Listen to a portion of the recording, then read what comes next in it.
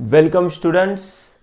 In today's class we are going to solve the MCQ of superposition of waves. So let's start with the first one, that is when an air column in a pipe closed at one end vibrates with that three nodes are formed in it, the frequency of its vibration is ... times the fundamental frequency. So see here, basically here is a pipe which is closed at one end. जब pipe close होता है one and को, तो यहां पे हमें दिया है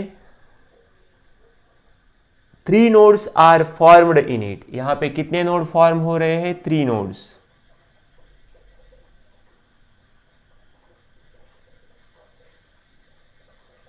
So here is one node, here is another node, and here is third node. So these are the three nodes. The frequency of its vibration is ... times the fundamental frequency. जो fundamental frequency होती है वहां पे तो एक ही node होता है, ये फंडामेंटल फ्रीक्वेंसी के लिए है. See here n is equal to v/4l. यहाँ पे नोड पॉइंट है, यहाँ पे एंटी नोड, तो ये n is equal to v/4l है. और ये जो हम जब निकालते हैं तो ये कितना आता है? n is equal to, let's consider n1 is equal to 3n. तो हमें क्या करना है, ये जो हम देखते हैं बेसिकली ये 5n आता है. ओके, क्योंकि जब हम लिखते हैं n1 का वैल्यू 3n आता है और n2 का वैल्यू क्या आता है? 5n. So this is for n2, that is 5n. हमने देखा था n का वैल्यू v/4l है और n1 का value here is 3n and next n2 is 5n. तो जो ये जो रिलेशन है n2 और n में, ये कितना है? 5 से मल्टीप्लाई करने के बाद हमें मिलता है. ये जो 3 के लिए यहाँ पे क्या होता है? टू नोड्स होते हैं और 2 एंटी नोड होते हैं. तो बेसिकली n2 का वैल्यू क्या है? 5n है. तो यहाँ पे 5 टाइम्स मल्टीपल मिलेंगे हमें. तो जो आंसर है option number D, that is 5. Okay, option number D 5 is our answer. Okay, ये बहुत ही इजी एमसीक्यू है. आपको मालूम है fundamental frequency that is n is equal to v/4l.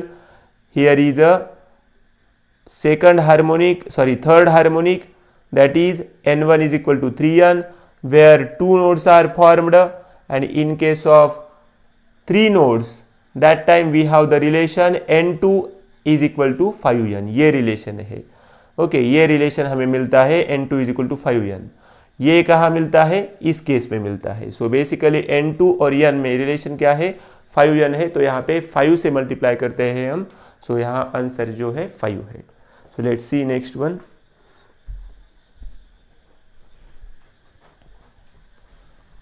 So first जो MCQ था उसका जो आंसर आपको मिला है 5, option number D. Number second, if two open organ pipes of length 50 centimetre and 51 centimetre sounded together produces 7 beats per second, the speed of sound is. See here, so first length is, जो L1 का value दिया है वो दिया है 50 centimetre. जब हम इसे मीटर में लिखते हैं तो 0.5 मीटर. और जो L2 का वैल्यू दिया है 51 centimetre, that is 0.51 metre. Produces 7 beats per second. So here n1 minus n2 का जो वैल्यू है वो कितना है? 7 है. The speed of sound, we have to find the speed of sound. So basically we have to understand here the open organ pipe. Open organ pipe का जो relation है क्या है? n is equal to v/2l है. Okay, n is equal to क्या है? v/2l. So basically here n and l are inversely proportional to each other. So जब हम लिखेंगे तो n1 माइनस n2 लिखेंगे, v/ यहाँ पे क्या होगा? 2l1. ये n1 के लिए ये फॉर्मूला है. आगे माइनस, और ये n2 के लिए क्या फॉर्मूला होगा? v/2l2. Okay, so here you can take So I will write here. So that is V by 2 will be common, and here the 1 by L1 minus 1 by L2. So here is N1 minus N2. In next step we have to put the values. So basically यहाँ पे क्या होगा, N1 minus N2 का जो value है वो क्या है, 7 है, ओके। और यहाँ पे क्या है, V बाय 2 है। तो ये जो होगा इसका क्रॉस मल्टीप्लिकेशन हम लिखते हैं, तो यहाँ पे होगा L2 माइनस L1 और यहाँ पे हो जाएगा L1 इंटू L2, ये क्रॉस मल्टीप्लिकेशन का स्टेप। तो ये बेसिकली 2 इधर जाने के बाद यहाँ पे हो जाएगा 14 is equal to V and here L2 minus L1। तो L2 का वैल्यू क्या है, 0.51 मीटर है। सो 0.51 minus 0.5 divided by L1 into L2 है। सो L1 इंटू L2 के लिए हम लिखेंगे 0.5 इंटू 0.51, ओके। सो जब आप यहाँ इसे ऊपर लिखेंगे तो यहाँ हो जाएगा 14 इंटू 0.5 इंटू 0.51, और ये जो है नीचे आएगा तो 0.51 माइनस 0.5 ये क्या होगा, 0.01 हो जाएगा, 0.01। So we are finding V। So ये जो पॉइंट है 2 डिजिट के बाद ये क्या होगा, डेसिमल पॉइंट, ये कैंसिल हो जाएगा। तो बेसिकली यहाँ पे 14 इंटू 5 ये कितना होता है, 7 होता है। ये पॉइंट कैंसिल होगा क्योंकि 2 पॉइंट के बाद 2 डिजिट के बाद पॉइंट है, तो ये पॉइंट कैंसिल हो गया है। तो यहाँ पे है 51। तो you have to just multiply this, 7 1 जा 7, 7 5 जा 35। So this is our answer, that will be in meter per second. So 357 meter per second, this is our answer. So जो सेकंड MCQ है उसका ऑप्शन नंबर D है।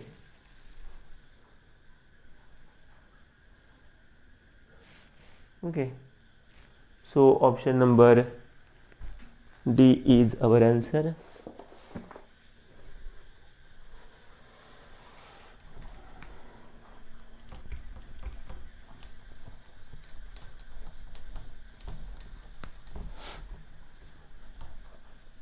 जो second MCQ है उसका D है 357 metre per second. Now let's see number 3।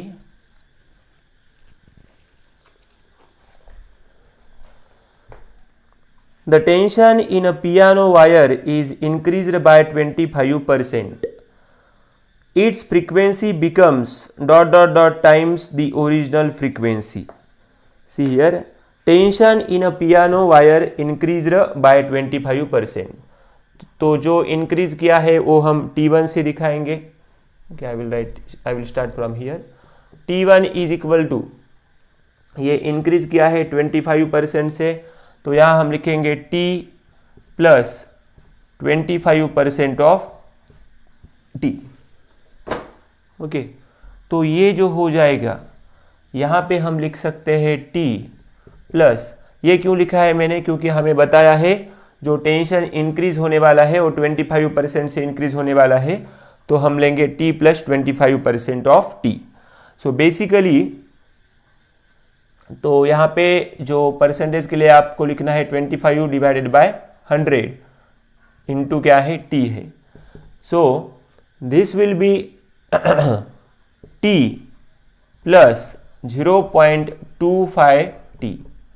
Okay, T plus 0.25 T, ये 100 है, 100 मीन्स 10 टू द पावर 2, ऊपर जाने के बाद -2 means basically this will B 0.25। तो ये जो T प्लस 0.25 T होता है वो क्या होगा, 1.25 T। सो यहाँ पे आप लिख सकते हैं T1 बाय T का जो वैल्यू है वो कितना है, 1.25। In case of string, we know that the frequency is given as n is equal to 1 by 2L root T by m, where n is directly proportional to square root of T। जो n है और जो t है उसका relation कैसा है, n is directly proportional to square root of t। So here n is the frequency। So जब हम n1 by n लिखेंगे तो यहाँ पे क्या होगा, t 1/t होगा, स्क्वायर रूट में वो होगा। लेकिन हमें मालूम है ये जो वैल्यू है वो कितना है, 1.25 है। तो यहाँ पे हम लिखेंगे स्क्वायर रूट में लिखेंगे, okay, I will write here square root of 1.25। तो जो अभी स्क्वायर रूट ऑफ 125 है ये आपको यहाँ पे फाइंड करना है। ओके, स्क्वायर रूट ऑफ 1.25 हम किस तरह से फाइंड कर सकते हैं? बेसिकली आपको मालूम है जो 121 है उसका स्क्वायर रूट कितना होता है, 11 होगा।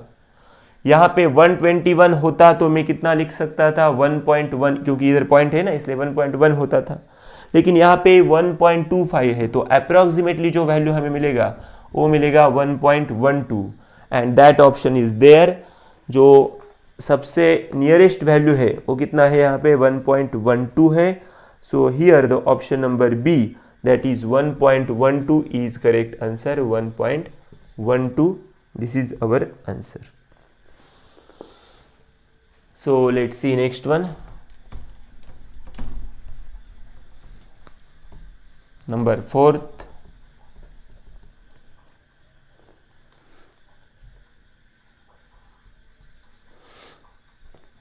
Which of the following equations represent a wave traveling along the y-axis? Wave traveling along the y-axis. So basically we know the equation, जब हम वेव का जो डिस्प्लेसमेंट का इक्वेशन लिखते हैं, so that will be y is equal to A sine, okay, इस form में जब हम लिखते हैं, कैपिटल ए दिया है तो यहां मैं कैपिटल ए लिखूंगा, ए साइन, यहां पे जो के वाई माइनस ओमेगा टी, के वाई माइनस ओमेगा टी, ये इक्वेशन होगा। क्यों यही इक्वेशन होगा? क्योंकि see here, which of the following equations represent a wave traveling along the y-axis? y-axis के लिए ये वेव यहाँ पे क्या हो रहा है, ट्रैवल हो रहा है। तो जब y-axis होगा तो यहाँ पे हमें क्या लेना पड़ेगा, बेसिकली के y होगा यहाँ पे। ओके, तो k क्या होता है, दैट इज 2 पाई। ओके, हम नॉर्मली जब इक्वेशन लिखते हैं ये इक्वेशन इस फॉर्म में लिखते हैं, y is equal to A sine 2 pi x by lambda minus 2 pi T by T, इस फॉर्म में होता है ये इक्वेशन। ओके, तो कभी कभी इसे आप 2 pi T by capital T minus 2 pi x by lambda इस फॉर्म में लिखेंगे तो भी कुछ प्रॉब्लम नहीं है। लेकिन यहाँ पे सबसे इंपॉर्टेंट जो k का वैल्यू होता है वो क्या होता है, 2 पाई बाय लैम्डा होता है। जब x एक्सिस होता है हमारे पास तो यहाँ x आएगा, लेकिन ये जो इक्वेशन है y के लिए है तो यहाँ पे y आया है, और ये जो ओमेगा का वैल्यू है ये क्या है, यहाँ पे 2 पाई बाय टी है। So this is our correct answer. ये ऑप्शन नंबर जो ए है, ओके, नंबर 4th का जो ऑप्शन नंबर ए है वो क्या है, A sine, okay, y is equal to here y is equal to A sine, sorry, so option number, okay, जो भी है ए यहाँ पे करेक्ट होगा, A sine k y minus omega t, A sine k y minus omega t. So this will be our answer. Okay, क्योंकि यहाँ पे y आया है इसलिए मैंने ये ऑप्शन चूज किया है। जो सेकंड ऑप्शन क्यों नहीं होगा, क्योंकि वहां पे x है इसलिए वो नहीं होगा।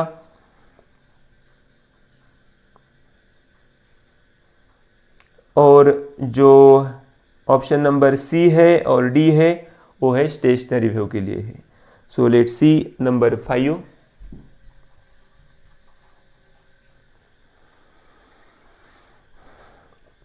A standing wave is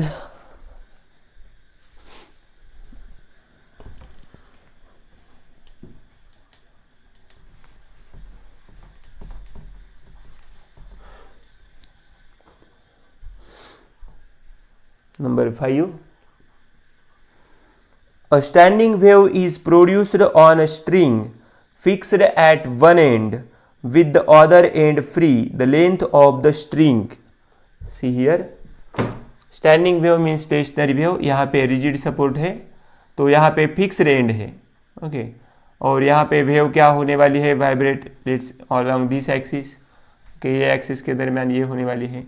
तो पहले यहाँ पे कौन सा पॉइंट होगा, नोड पॉइंट होता है, और जो फिक्स पॉइंट होता है वहाँ पे नोड होगा. ओके तो वेव इस फॉर्म में आपको मिलेगी first time. So here will be anti node. ये नोड और एंटी नोड का डिस्टेंस कितना होता है, ये होगा पहले λ/4 होगा. लेकिन जब नेक्स्ट हम पॉइंट देखेंगे तब यहाँ पे स्टेशनरी वेव इस फॉर्म में मिलेगी हमें. Okay so at this particular instant here is a node point, here is a node point, here is a anti node point. तो यहाँ पे भी क्या होगा, एंटी नोड पॉइंट. तो यहाँ पे जो हमारा डिस्टेंस होता है पर्टिकुलरली, ओके तो यहाँ पे नोड पॉइंट होगा, यहाँ पे नोड पॉइंट होगा और यहाँ पे एंटी नोड पॉइंट होगा. तो जब हम डिस्टेंस निकालते हैं तब वहाँ पे ये नोड टू एंटी नोड, ये जो डिस्टेंस होगा node to anti node, that will be λ/4. यहाँ से यहाँ तक λ/4 और यहाँ से यहाँ तक λ/4. तो जो L का वैल्यू होगा वो क्या होगा, 3λ/4. तो यहाँ पे हमें λ/4 मिला है, यहाँ पे 3λ/4 मिला है. इस तरह से हम क्यों निकाल रहे हैं, क्योंकि हमें दिया है कि इस इक्वेशन में, इस क्वेश्चन में जो एक हमारा जो स्ट्रिंग है वो क्या है, एक एंड को फिक्स है. एक एंड को फिक्स होने के बाद जिस एंड को फिक्स होता है वही हमें नोड मिलता है, लेकिन जिस एंड को ओपन होगा वहाँ पे हमें एंटी नोड मिलेगा. तो नोड और एंटी नोड में डिस्टेंस कितना होगा, λ/4. यहाँ पे नोड और एंटी नोड में λ/4 होगा, यहाँ से यहाँ λ/4 होगा और यहाँ से यहाँ λ/4 होगा. तो बेसिकली L का वैल्यू मिलेगा 3λ/4. तो जब भी आप देखेंगे पहले 1 आएगा, फिर 3 आएगा, फिर 5 आएगा, फिर 7 आएगा. तो यहाँ पे ऑड इंटीग्रल ऑफ λ/4. तो जो वैल्यू मिलेगा हमें ऑड नंबर होगा इंटू λ/4 होगा. तो इसके लिए जो ऑप्शन है वो हमारे पास है must be an odd integral multiple of λ/4. So option number A is our correct answer. That is must be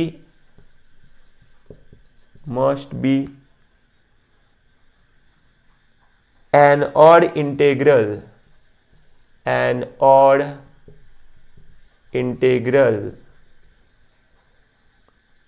multiple of λ/4.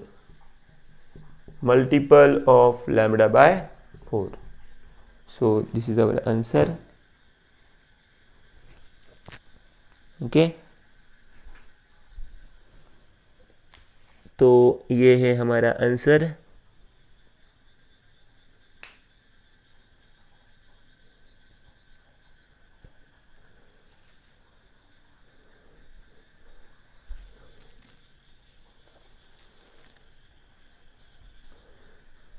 Let's see next one.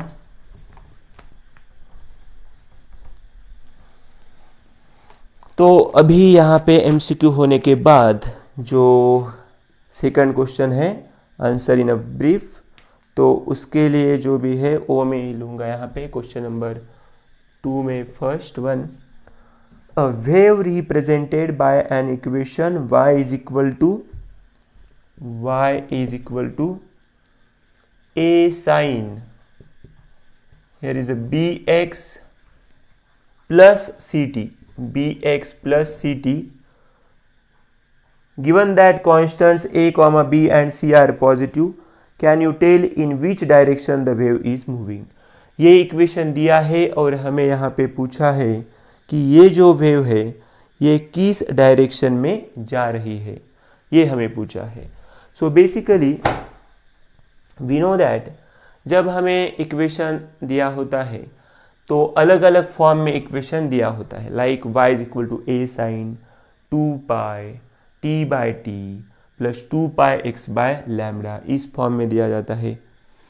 Okay, तो ये जो इक्वेशन है basically A sine okay 2 pi x by lambda plus 2 pi T divided by T इस form में है।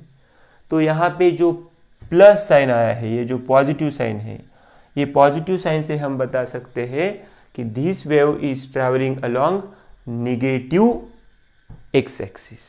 विच direction? Negative X axis. क्यों? What is the reason here? Since the wave, since in here is the sign is positive, therefore the wave is traveling along positive x axis, sorry, negative x axis. The wave is traveling along negative x axis. क्यों negative X axis यहाँ पे मैं mention कर रहा हूँ? क्योंकि जो हमारा जनरल फॉर्म हमने देखा था तब उस फॉर्म में वेव इस डायरेक्शन में जा रही थी। ये कौन सा होता है? Positive x axis. लेकिन जब वेव पॉजिटिव एक्स एक्सिस पे जा रही है तब यहाँ पे माइनस साइन मिलता है, बरोबर है। लेकिन जो दिया हुआ इक्वेशन है वहाँ पे प्लस साइन है, इसलिए मैंने यहाँ पे प्लस लिखा है। तो बेसिकली उस टाइम जो हमारा वेव होगा वो निगेटिव एक्स एक्सिस को ट्रैवल करेगा। So this is our answer.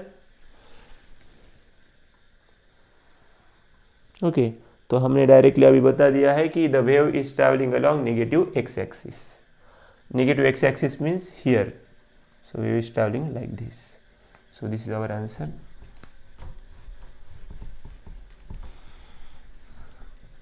और अभी जो क्वेश्चन नंबर 2 है उसमें और एक न्यूमेरिकल है नंबर 5, उसको हम अभी देखेंगे। क्वेश्चन नंबर 2 में number 5, the amplitude of wave is represented by, एक वेव दिया है। बेसिकली यहाँ पे एम्पलीट्यूड वर्ड मेंशन किया है, ये डिस्प्लेसमेंट है। द डिस्प्लेसमेंट ऑफ वेव, इस तरह से उन्हें लिखना था।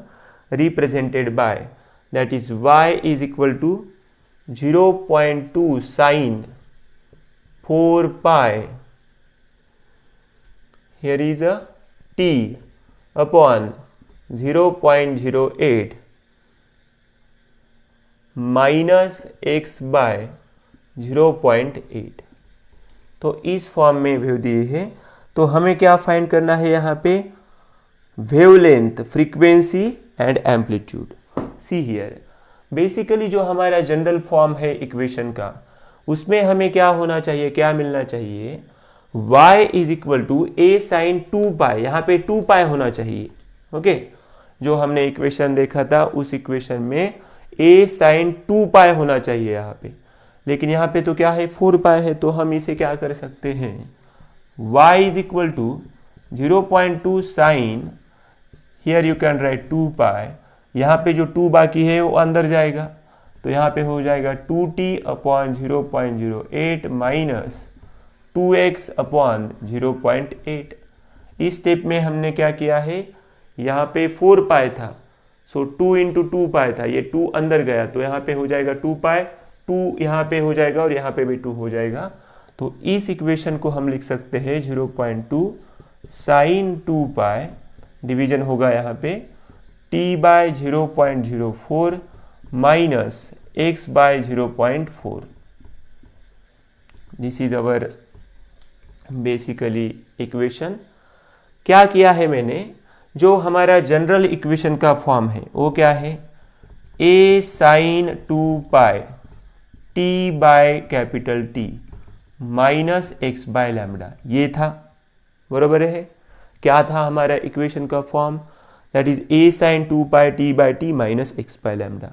और ये जो इक्वेशन दिया है that is 0.2 sine 2 pi t by 0.04 minus x by 0.4, ये इक्वेशन हमने सॉल्व किया है। बेसिकली क्या किया, यहाँ पे 4 पाई था लेकिन हमें 2 पाई चाहिए था, इसलिए मैंने यहाँ पे 2 को स्प्लिट किया और ये अंदर गया। तो यहाँ पे वो अंदर जाने के बाद इसका तो डिवीजन हो गया।